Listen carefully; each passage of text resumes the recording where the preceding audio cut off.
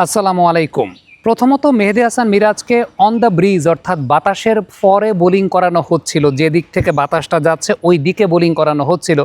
দ্বিতীয়ত একটা বিষয়, সেটা হচ্ছে মেহেদী হাসান মিরাজ ক্রিজে একটা ক্র্যাক খুঁজে পেয়েছিলেন, যেই ক্র্যাকটাকে বারবার তিনি ইউটিলাইজ করার চেষ্টা করছিলেন। খেয়াল করে দেখবেন আউটসাইড অফ স্টাম্প ওই পার্টিকুলার করিডোরটা থেকে মেহেদী হাসান মিরাজ কিন্তু বারবার ভেতরের দিকে বল ঢোকাচ্ছিলেন এবং in spite of not having too much variations Mehedi Hasan Miraz ওই জায়গাটাতে ব্যাটারদেরকে বারবার ডিসিভ করার চেষ্টা করছিলেন এবং সেখান থেকে একটু পরপর ইশ উশ এই ধরনের শব্দ আমরা শুনতে পাচ্ছিলাম। So Miraz did a fantastic job to pick the wickets. একদম ইনিশিয়ালি অ্যালেক্স ক্যারিকে একদম ট্রেডিশনাল একটা অফ ব্রেক কাইন্ড অফ ডেলিভারিতে আউট করেছেন।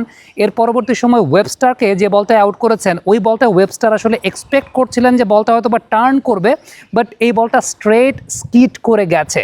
সো মেহেদী হাসান মিরাজ এই ম্যাচে শেষের ইনিংসটাতে এসে পুরো ম্যাচের মোমেন্টামটাকে মেহেদী হাসান মিরাজ আসলে ক্যারি করে নিয়েছেন এবং আমার ব্যক্তিগত দৃষ্টিকোণের জায়গা থেকে Miraz is the match winner for this particular innings. এই ইনিংসটার প্রেক্ষাপটে আমি বলছি, ব্যাট হাতে তো একটা ইনিংস তিনি খেলেছেন।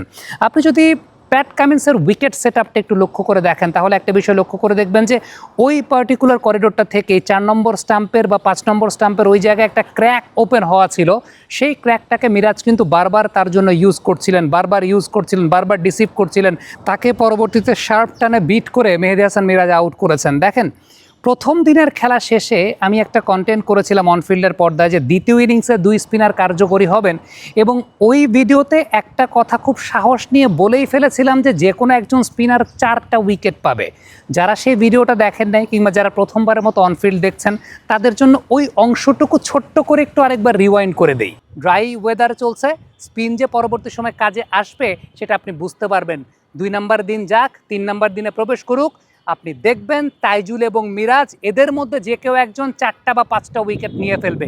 কে নিবে সেটা আমি বলতে পারবো না, বাট তাইজুল বা মিরাজের মধ্যে কেউ একজন 3টা 4টা 5টা আমি একদম মিনিমাম বলে দিলাম, মিনিমাম 4টা উইকেট নেবে তাইজুল বা মিরাজের মধ্যে কেউ একজন দ্বিতীয় ইনিংসে, সেটা আপনারা দেখবেন। সো ডারউইনে তৃতীয় বা চতুর্থ ইনিংসে স্পিনাররা যে কার্যকরী হন সেটা ডেটা বলে, এবং সেই ডেটা বিশ্লেষণ করে এই কথাটা আমরা বলেছিলাম।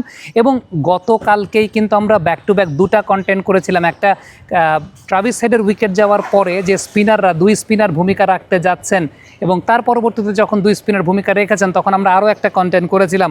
যারা সেই ভিডিওগুলো দেখেন না, দেখে আসতে পারেন, অনেকে আছেন প্রথমবারের মতো দেখছেন। সো আলটিমেটলি তাদের জন্য স্ট্যান্ডার্ড প্রোটোকল অনুযায়ী একটু রিওয়াইন্ড করে দেই আমরা। তবে মিরাজের সবচেয়ে বড় কার্যকারিতার জায়গাটা ছিল তার লোয়ার অর্ডার ব্যাটিংয়ের জায়গাটাতে। দেখেন, ডারউইনে খুব ট্রেডিশনালি যদি আপনি চিন্তা করেন, 6 নম্বর 7 নম্বর 8 নম্বরের ব্যাটিং খুবই ভাইটাল বা খুবই ইম্পর্টেন্ট রোল প্লে করে।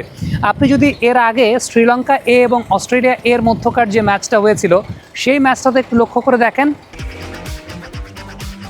বাবা, এত এনার্জি কই পাও? এই পাওয়ার চুমুকে অ্যাকশন। শ্রীলঙ্কার নাম্বার 6, নাম্বার 7, নাম্বার 8-এর কাছ থেকেই ম্যাক্সিমাম রান হয়েছিল। এবং ঠিক এই ব্যাপারটা নিয়ে এই টেস্ট শুরুর আগে আমরা আরেকটা কন্টেন্ট করেছিলাম, যেটা থাম্বনেল এবং শিরোনাম আপনাদেরকে দেখাচ্ছি। মিরাজ যখন সেঞ্চুরি করলেন প্র্যাকটিস ম্যাচে, তখন বলেছিলাম যে ডারউইনের নাম্বার 6, নাম্বার 7, নাম্বার 8 লোয়ার অর্ডার ব্যাটিংটা খুব গুরুত্বপূর্ণ এবং ইটস অল অ্যাবাউট ডেটা, এবং মিরাজ এক্সিকিউট করেছেন। সবচেয়ে ইম্পর্ট্যান্ট ব্যাপারটা হচ্ছে মেহেদী হাসান মিরাজের ব্যাটিং একটা ভিজিবল চেঞ্জ দেখা গেছে, এবং সেই ভিজিবল চেঞ্জটা হচ্ছে তিনি অনেক বেশি মাত্রায় বক ডাউন, অনেক বেশি মাত্রায় সেন্টার অফ গ্র্যাভিটির কাছাকাছি, অনেক বেশি মাত্রায় লো ডাউন অবস্থায় এখন তিনি ব্যাটিং করছেন।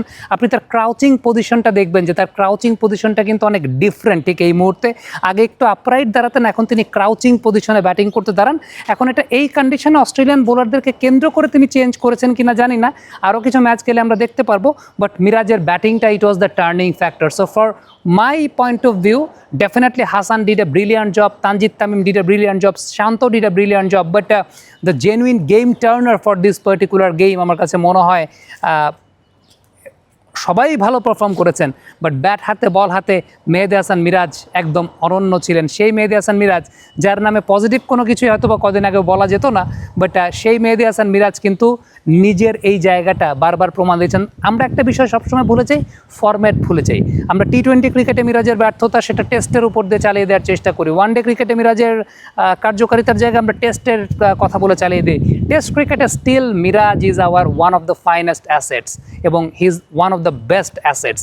এবং এই টেস্ট ম্যাচটা যেভাবে মিরাজ ঘুরিয়েছেন, hats off to Mehedi Hasan Miraz, you have done a wonderful job.